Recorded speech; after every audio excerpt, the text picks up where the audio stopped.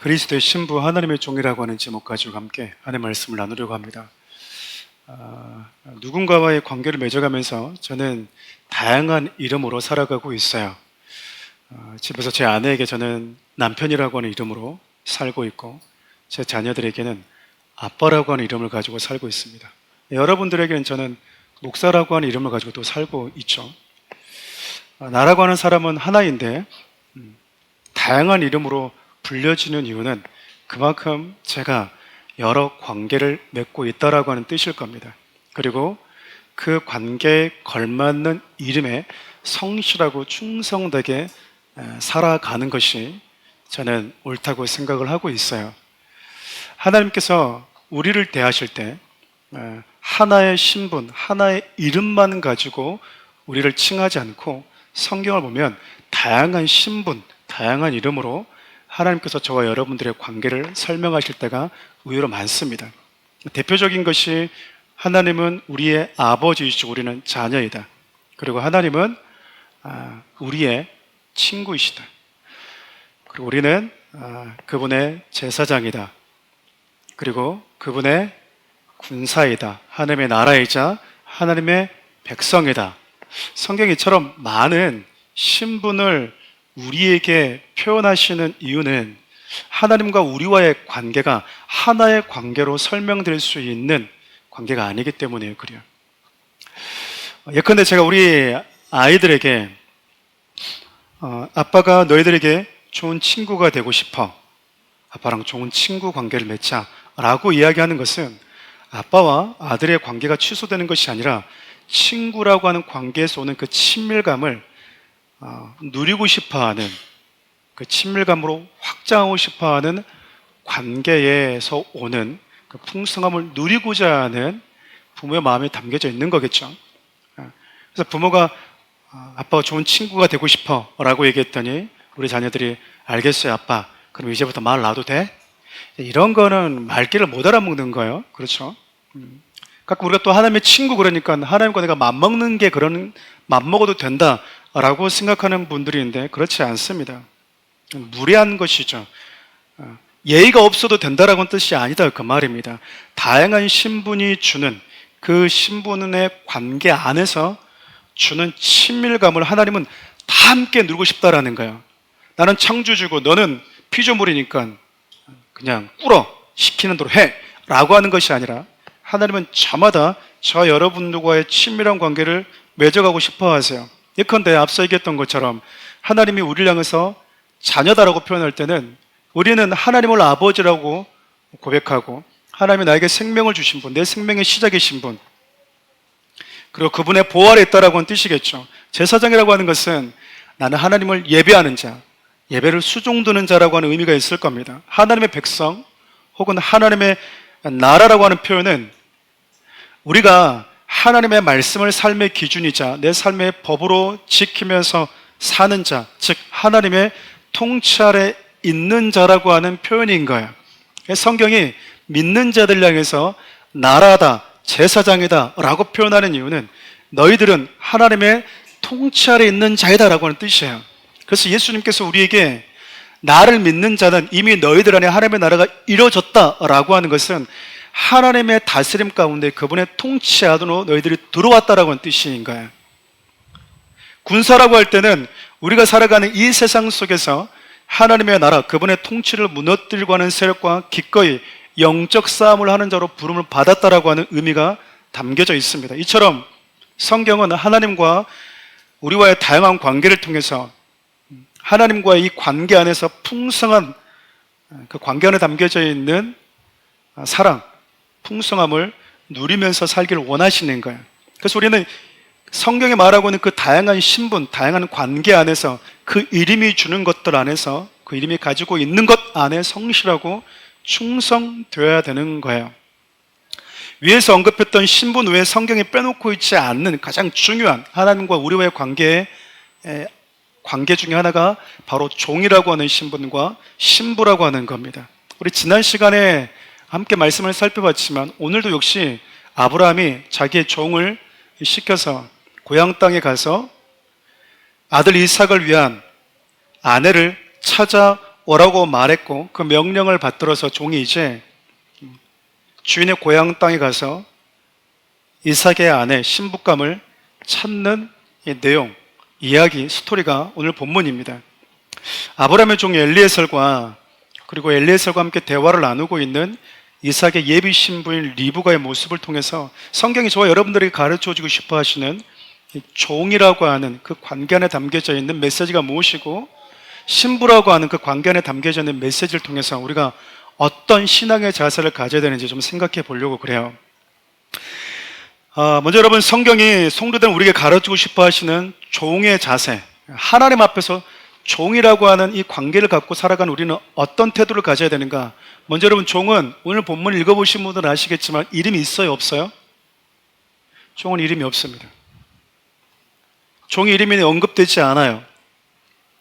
종은 그저 주인에게 속한 자라고 하는 것으로 자기의 정체성을 설명하기에 충분하다 그 말입니다. 우리가 읽었던 오늘 본문 12절과 14절, 27절을 보면요, 계속해서 이 아브라함의 종이 자기 이름을 얘기하고 있는 것이 아니라 자기가 아브라함의 종이라고 하는 사실을 반복적으로 이야기를 해요. 내 주인 아브라함, 내 주인 아브라함에게, 내 주인 아브라함. 그런 자신의 주인이 있다라고 하는 것, 자신에게 주인이 있다라고 하는 것, 그 주인이 아브라함이고 나는 그 아브라함에게 속한 종이라고 하는 사실을 인정했고 그것이 나의 가장 중요한 정체성이라고 하는 것을 알고 있었어요. 하나님을 믿고 따르는 우리 모두에게 가장 중요한 신앙적 덕목 중에 하나, 그것은 내게 주인이 있다라는 거야. 내 삶의 주인이 예수 그리스도다라고 하는 겁니다. 여러분의 삶 가운데 나의 이름이 드러나는 것이 아니라 내가 속한 그분의 이름을 드러내는 자, 그것이 종의 신분을 가지고 살아가는 자들에게 있어서 가장 중요한 사명 중에 하나라는 거예요. 또 하나 여러분, 종은요 주인으로부터 전폭적인 신뢰를 얻어야 됩니다. 오늘 여러분 본문에 종의 이름은 등장하지 않았지만 창세기 15장을 보면 이 종의 이름이 누구인지 우리가 짐작해 볼 수 있어요. 아브라함이 아들이 없었을 때 하나님께서 너에게 아들을 주겠다고 말씀했지만 계속 더뎌지는 걸 보면서 아브라함이 하나님께 이렇게 얘기했었죠. 하나님 아들 안 줘도 됩니다. 그냥 내 집에 엘리에셀이라고 하는 정말 좋은 충성된 종이 있는데 이 종을 통해서 내 후사를 이어주셔도 충분할 것 같습니다. 그러니까 아브라함이 보기에 엘리에셀은 내가 낳은 자식은 아니었지만 나의 모든 정권을 물려주고 맡길 수 있을 만큼 신뢰했던 자라고 하는 것을 알 수 있어요. 그러니까 여러분, 성경에서 말하는 하나님은 나의 주인이시고 나는 당신께 속한 종입니다라고 하는 이 의식을 가지고 살아가는 자들이 반드시 갖춰야 될 것은 그분이 나를 신뢰할 수 있어야 된다는 거예요. 왜 아브라함은 이 종에게 모든 것을 맡길 수 있었을까? 바로 이 종이 충성되었던 거예요. 모든 신뢰는요 충성됨에서 나오는 겁니다. 나의 기분과 감정에 따라서 주의를 하는 게 아니에요. 충성됨은 여러분 하나님의 말씀에 따라서 사는 자들입니다. 여러분, 하나님의 말씀은요 나를 향한 하나님의 뜻은 변한 적이 단 한 번도 없어요. 여러분 개개인을 향한 하나님의 뜻과 주님의 나라를 향한 하나님의 뜻과 주님의 몸되는 교회 공동체를 향한 하나님의 뜻은 단 한 번도 변한 적이 없어요. 변했던 건 나의 마음과 나의 기분과 나의 감정인 것뿐이에요. 어제까지는 내가 주를 위해서 뭔가를 다 하고 싶었는데 오늘 아침에 딱 눈 떠보니까 싸늘하게 식어 있는 건 하나님의 말씀의 문제였던 것이 아니라 내 감정인 거예요. 여러분, 충성됨이라고 하는 건 내 기분에 따라서, 내 느낌에 따라서, 감정에 따라서 살아가는 자들이 아니라 내 기분, 내 감정, 내 느낌을 거절하고 부인하고 항상 하나님의 그 말씀 앞에서 충성됨을 유지하는 거야. 충성됨을 유지하는 겁니다. 얘는 뭔가 좀 맡기고 싶은데 너무 기복이 심한 것 같아. 여러분, 이러면 주인이 불안해서 뭔가를 맡길 수 있겠어요?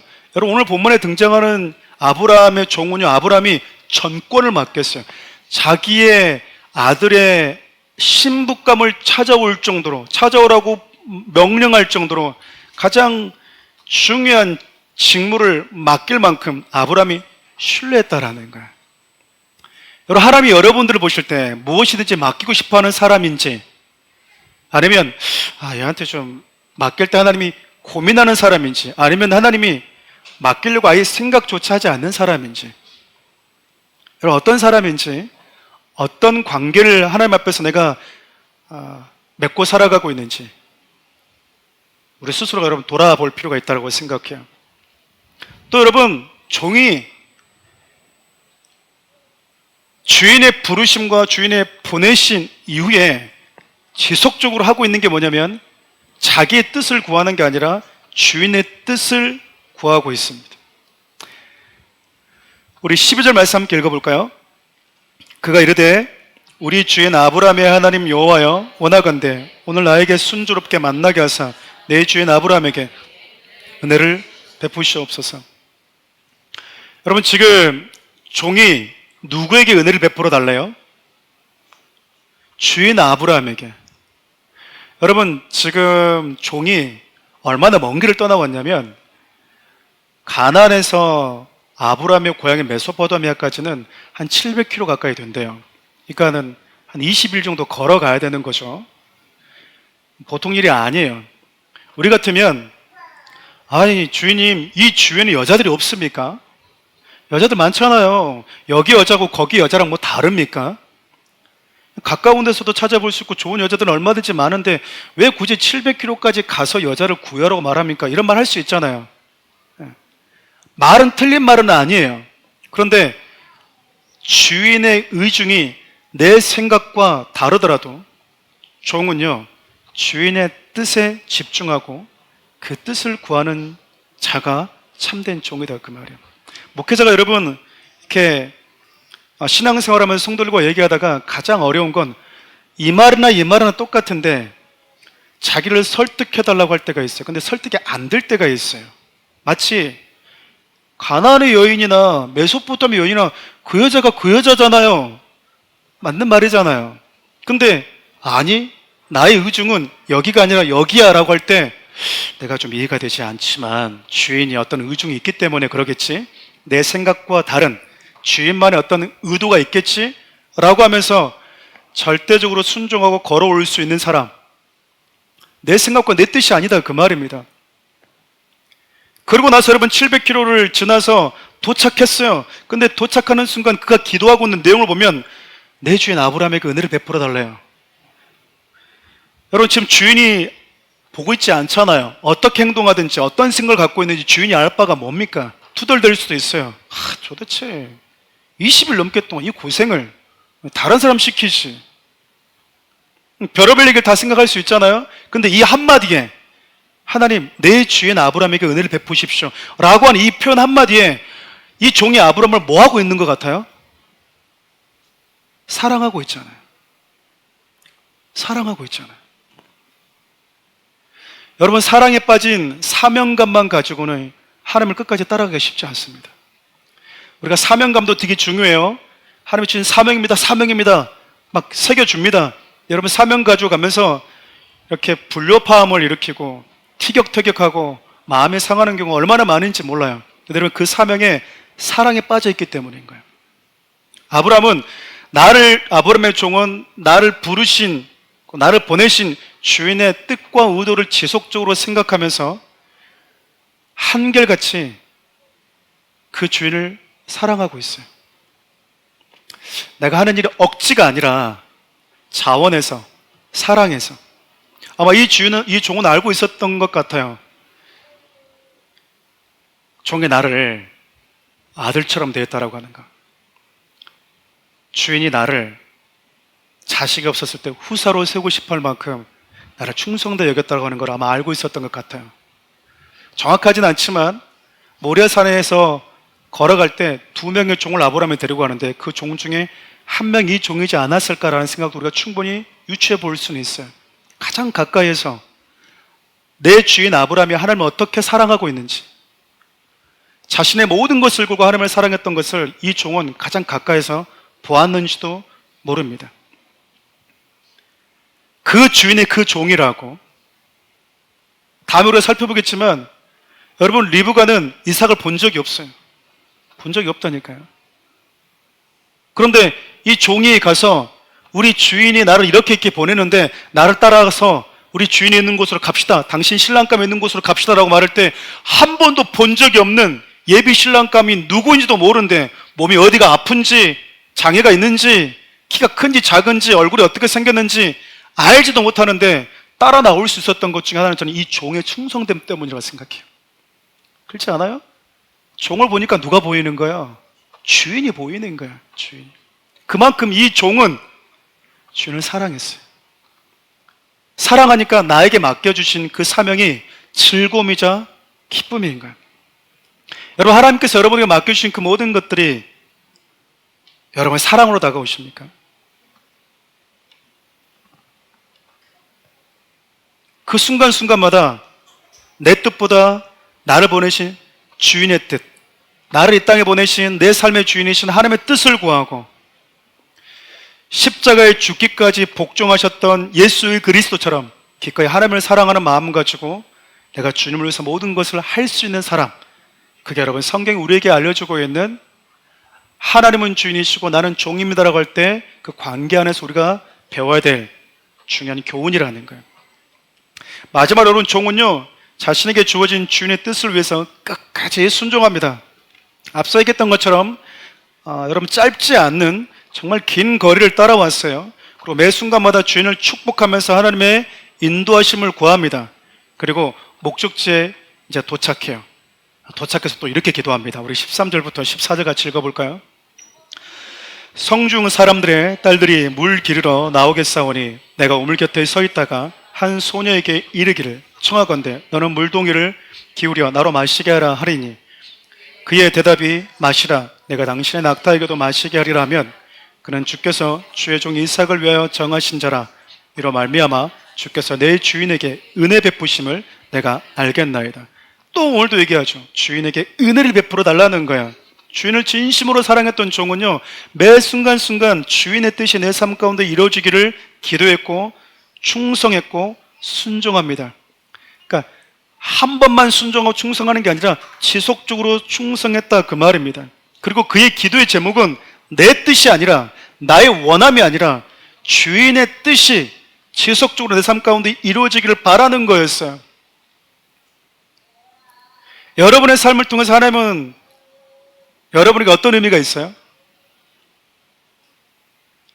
하나님을 통해서 내 뜻이 이루어지기를 원하는 건지 아니면 나를 통해서 그분의 뜻이 내 삶 가운데 드러나기를 원하는지, 여러분 어떤 삶을 살고 있느냐 그 말이에요.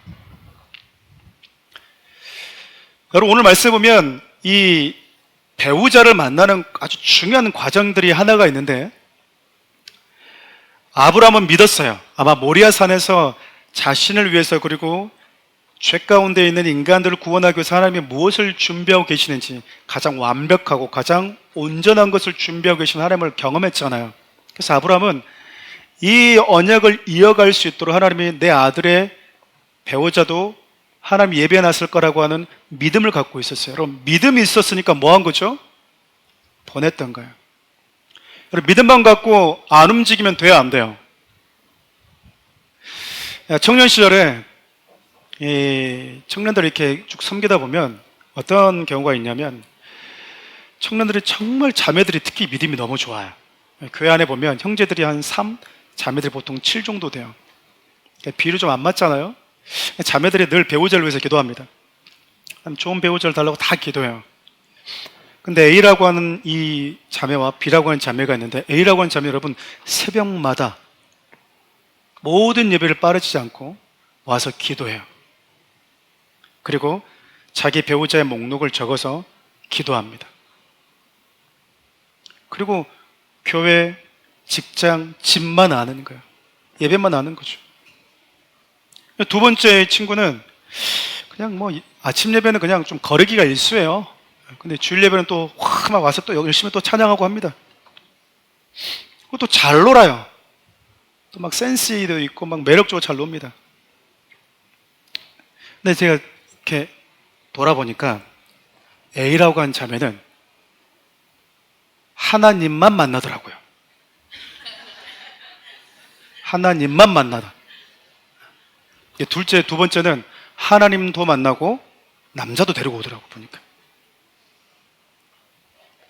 여러분, 기도만 하고 있으면 하나님만 만나요. 하나님이 그냥 짐승 끌고 오듯이 끌고 오지 않아요. 믿음과 확신이 있으면 나를 위해서 하나님의 가장 좋은 배우자를 준비해 놨을 거다라고 하면 여러분 뭐 하셔야 됩니까? 움직여야 돼요. 움직여야 된다고요. 그래서 여러분, 이 종이 얘기하잖아요. 뭐라고 얘기하냐면, 내가 목이 마른데 물을 달라고 요구했을 때 내게 물만 주는 것이 아니라 내가 끌고 온 이 가축 낙타에게도 물을 주겠다고 하면 그 여인인 줄 알겠습니다. 여러분, 무슨 얘기겠어요? 그러니까 나에 대한 배려뿐만 아니라 내게 속한 사람에 대한, 내게 속한 것들까지에 대한 따뜻한 마음을 가지고 있는 그 배려가 있는 자, 그것이 이 종의 입장에서 봤었을 땐 가장 내 주인인 이삭에게 필요는 않으라고 생각했을 거예요. 우리 대부분의 기도는 어떻게 기도하죠? 집도 있었으면 좋겠고 좋은 차도 있었으면 좋겠고 이런 게 아니라, 우리가 함께 하나님을 예배해 가는 데 있어서 돕는 배필, 남자도 아내에게, 아내도 남자에게 무엇을 함께 내가 도와야 되는지, 내 안에 결핍이 무엇인지 알고 그것을 구할 수 있어야 되는 거야. 하나님, 제가 이런 부분이 좀 약한데 이런 부분을 함께 줄 수 있는 남자를 하나님 만나게 주라고 기도해야 되는 거죠. 그리고 뭐 해야 돼요? 움직여야 돼요. 제가 지난 시간 알려줬잖아요. 내가 법조계에 있는 사람을 만나고 싶어. 그럼 여러분, 신사동에서 일하다가도 점심 어디 가서 먹으라고요? 서초 가서 드셔야 돼요. 내가 의사 가운 입는 남자들과 혹은 이성을 만나고 싶어. 그러면 열심히 신사동에 일하다가도 좀 열심을 내서 점심은 삼성병원과 아산병원에 가서 드시고 오시면 되는 거예요. 거기 가서 뭐예요? 매력을 발산하는 거죠. 기도만 하면 누구만 만난다? 하나님만 만나는 거야, 하나님. 그래서 어떤 일이 생기냐면, 이분이 자매인데 하나님만 만난 자매가 오늘도 권사가 돼 있어. 별명이 권사야. 청년인데 청년부에서 권사로 불려. 권사로 모든 사람들 상담해주고 다 시집가고 있는데 권사님이 돼 있어. 독신 권사님. 자, 우리 청년들 권사가 되지 않았으면 좋겠어. 권사는 제가 세울 테니까 여러분 다 시집을 가시기 바라요. 사랑하는 우리 청년들, 사랑하는 우리 성도들, 여러분, 우리가 하나님의 나라라고 부름받을 때는 늘 내 삶에 하나님의 통치가 임하고 있는지, 나는 하나님의 다스림 가운데로 들어가려고 하는지, 나로 하여금 하나님의 다스림을 받지 못하도록 만드는 세상의 이념과 사상은 무엇인지를 분별해서 버리는 작업을 해야 되겠죠. 근데 여러분, 우리가 하나님의 종으로 부름받았다면 나는 그분께 충성되고 있는가? 많은 종들이 있음에도 불구하고 하나님은 그 종들 가운데 누구에게 거리낌 없이 마음 편안하게, 이 친구한테 내가 뭘 맡기면 이는 내가 원하는 만큼, 내가 기대했던 그 이상으로 충분히 할 수 있어 라고 하는, 하나님의 마음을 시원케 해드리는 자로 살고 있느냐, 그 말이에요. 모리아산으로 하나님의 아브라함을 부를 만큼요, 하나님은 아브라함을 신뢰했습니다. 이해되지 않는데 그 고통 속에 욥을 몰아넣었을 때 그는 여전히 이해되지 않은 상황 속에서도 여전히 하나님을 예배할 거라고 하는 하나님의 욥을 향한 신뢰가 있었어요. 여러분, 하나님께 신뢰를 주고 있어요? 하나님께 신뢰를 주고 있냐고요? 너무 중요한 거예요, 하나님 앞에. 저는 사랑하는 우리 청년들과 사랑하는 우리 모든 성도들이 아브라함의 종이 그랬듯 매 순간 내 삶 가운데 주님의 뜻이 무엇인지를 기억하고 그 뜻이 이루어지기를 기도하고 순종의 걸음을 뗄 수 있는 믿음의 사람들이 되면 참 좋겠습니다. 성경 우리에게 가르쳐주고 싶어하는 종의 모습에 의해서 신부의 모습을 좀 짧게 생각해보고 말씀을 마무리하려고 그래요. 아브라함의 종은 하나님의 인도하심을 구하면서 기도하잖아요. 기도가 마치자마자 정말 약속은 했다는 듯이 한 소녀가 종을 향해서 걸어오고 있는 거야. 독특한 건 성경이 이 여인을 소개할 때 이렇게 표현하고 있다는 거예요. 우리 16절 상반절 같이 한번 읽어볼까요? 그 소녀는 보기에 심히 아름답고 지금까지 남자가 가까이 하지 아니한 처녀더라. 여러분, 성경이 그의 출신과 더불어서 뭘 이렇게 우리에게 이렇게 강조하고 있냐면 그녀가 아름답대요. 그냥 예쁘게 생겼다라고 하는 것과 아름답다는 또 다르잖아요. 풍기는 이미지, 우리가 보통 기인이 있다라고 표현하는데 아우라가 멋있는 거예요. 매력이 있는 거예요. 얼굴이 예뻐도 매력이 없는 사람이 있고요. 조금 예쁘지 않음에도 불구하고 이런 매력 있는 사람이 있어요. 근데 그 여자가 어떤 여자냐면 남자를 가까이 하지 아니한 처녀래요. 순결함을 강조하고 있어요. 여러분 지금 이 시대는 좀 불편하죠. 왜냐하면 원하면은 서로가 눈이 맞으면 원나잇 또 아무런 죄악도 느끼지 않는 곳이잖아요. 근데 성경은 뭘 강조하죠? 처녀였대요. 남자를 가까이 하지 아니했대요. 그리스도인들은 성적 순결함뿐만 아니라 나아가서 그리스도의 신부라고 하는 그 신분을 가진 자들은 영적 순결함이 중요하다는 거예요. 여러분 우리가 이 여인이 처녀인지 아닌지 어떻게 알아요? 잠언을 보면 뱀이 지나간 자치, 바다에 배가 지나간 자치, 남녀가 잠자를 하는 자체는 알 수가 없대요. 입을 뚝 닫고 우리가 언제 했어? 그런 일 없어. 그러면 여러분 알 수가 없대요. 확인이 어려운 거다 그 말입니다. 근데 걸어왔는데 하나님이 누구에게 딱 시선을 고정했냐면 영적으로 육체적으로 순결함을 지키고 살아가는 그 여인의 우리 주님의 시선이 딱 머물렀던 거예요. 진짜 아무것도 아닐 수 있잖아요. 그런데 순결하게 살아야지. 여러분 얼마나 유혹이 많겠어요. 그렇잖아요. 아름다우면 얼마나 여기저기 소위 말하는 이렇게 들끓는 사람들이 주위에 많이 있겠냐 그 말이에요. 그럼에도 불구하고 나는 순결하게 살아야 돼. 나에게 주어질 그 만나게 해줄 나의 배우자를 위해서 나는 순결할 거야 라고 하는 그 다짐을 지키며 살아오는 그 여인에게 우리 주님의 시선이 머물렀다니까요. 요한계시록 14장 4절을 보면 순결한 자를 누구라고 표현하냐면 어린 양이 어딜 가든지 따라가는 자들을 순결한 자라고 표현합니다. 그러니까 누구를 따라가는 자를 보는 거예요. 세상을 따라가고 있느냐 아니면 예수 그리스도를 따라가고 있느냐를 가지고 순결한 자를 본다 그 말입니다. 세상이 아무리 변해도 그리스도가 말씀하신 대로 그 말씀을 삶의 기준으로 삼고 따라가는 자를 하나님은 순결한 자로 보신다니까요.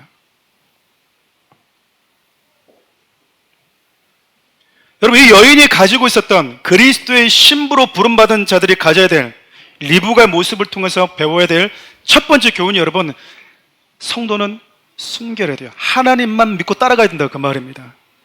너무나 많은 다원주의적이고 미신적이고 우상 숭배 같은 이런 사상과 이념들이 지금 우리 시대에 너무 난무해져 버렸어요.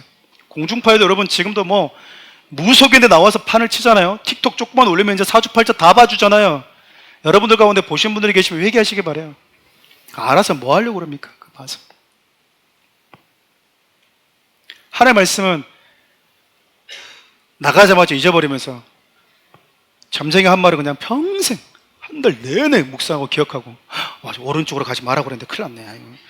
왼쪽으로 가지 길을 만난다고 그랬는데 내가 지금 왼쪽으로 가고 있네. 어떻게 그런 것들 마음에 잘 새겨진지 이해할 수가 없어.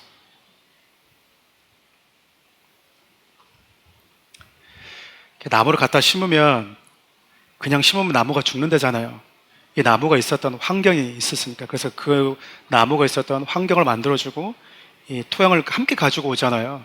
우리의 토양이 좋지가 않아요. 세상과 너무나 잘 맞아. 그럼 여러분 우리가 하나님의 토양으로 말씀이 잘 만들어지고 들어와서 심겨질 수 있는 토양으로 바뀌어야 되는 거예요. 우리가 그렇지 않으면 여러분 백날 설교를 들어도 기억이 안 나. 기억이 안 나니까 묵상이 안 돼. 묵상이 안 되니까 반복해서 내 안에 말씀이 새겨지질 않아. 새겨지지 않는 그 빈 공간에 자꾸 사단이 비어있구나 채워져 있으면 들어올 공간이 없잖아요. 비어있으니까 뭐 하는 거예요? 내가 조금만 냈으면 저기는 내 영역이 되겠는데? 라고 들어오는 거예요. 사랑하는 우리 청년들과 사랑하는 우리 성도들이 시대를 따라가지 않고 하나님 말씀 앞에서 겸손하고 순결한 믿음의 삶을 살았으면 좋겠어요. 여러분 신부에게 요구된 두 번째가 뭐냐면 첫 번째가 하나님 앞에서의 순결함이라면 두 번째는 영혼들과의 관계 안에서의 사랑과 배려예요. 아브라함이 그렇게 얘기했다고 했잖아요. 나에게 내가 물을 달라고 했는데 물 달라고 했으니까 나한테만 물 주면 되는데 나뿐 아니라 나의 낙타에게도 물을 마시게 하는 자, 그 자가 내 주인의 신부에 걸맞는 사람이라고 보겠습니다라고 하는 거잖아요. 여러분 당시에 물 뜨는 건 힘들어요. 수도꼭지 틀면 물 나오는 게 아니고 누르면 정수기처럼 물 나오는 게 아니에요. 물도로 우물 아래로 내려가야 돼요. 노동이라고요. 여러분, 사람에게 물 주는 건 어렵지 않아요. 뭐 사람이 여러분 뭐 1리터 물을 마시나요? 그냥 한 컵, 조금 목마르면 2컵 정도 마시면 갈증은 해소가 되잖아요. 여러분, 낙타에게 물 먹이는 건 달라요. 낙타가 몇 마리 왔죠? 낙타 몇 마리 데리고 왔어요? 우리는 읽어도 기억을 못하고 있잖아요. 그렇죠? 자, 우리 19절부터 20절 같이 한번 읽어볼까요? 마시가기를 다하고 이르되 당신의 낙타를 위하여서도 물을 길어 그것들도 배불리게 마시게 하리다 하고 급히 물동이에 물을 구유에 붓고 다시 기르려고 우물로 달려가서 모든 낙타를 위하여 뭐 했대요? 길른지라. 근데 오늘 말씀 보면 떠날 때 낙타 10피를 데리고 왔으니까 이 모든 낙타는 10마리예요. 여러분, 낙타는 사막을 지날 때 물을 마시지 않습니다. 근데 여러분, 출발할 때 물을 엄청나게 먹여요. 그래서 물 저장 탱크에다가 물을 저장해 두고 그 저장된 물을 가지고 스스로 수분을 충족시키면서 사막을 지나오거든요. 그래서 여러분, 물을 몇 통씩 막 먹는데요. 한 마리도 아니고 몇 마리? 10마리. 1, 2분이 걸리는 게 아니에요, 이거는. 근데 이 모습을 누가 봐요? 주인이 유심히 보고 있는 거예요.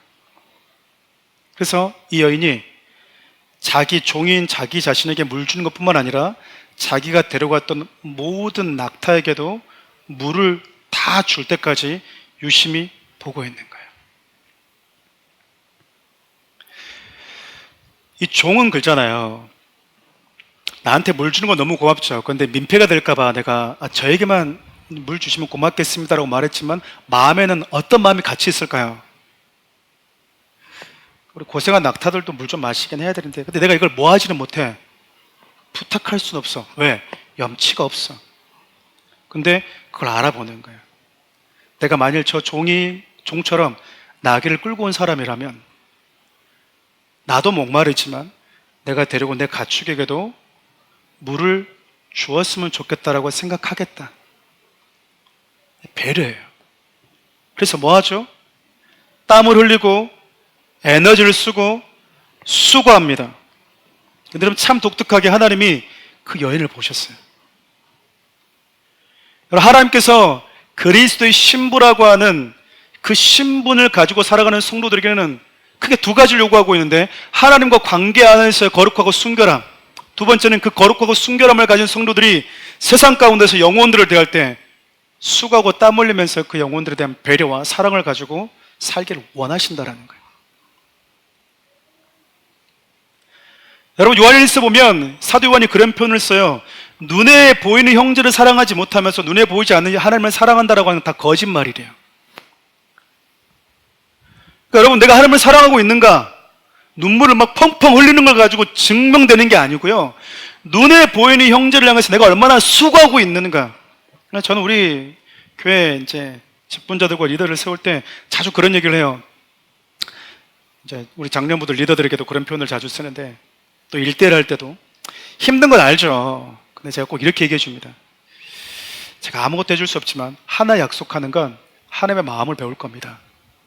주님의 마음을 배울 겁니다.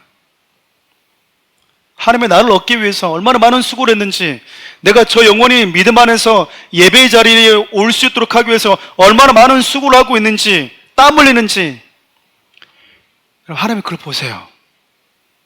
그리고 그것을 통해서 하나님이 당신을 향한 사랑으로 보신다고요. 말씀 마무리하려고 그래요.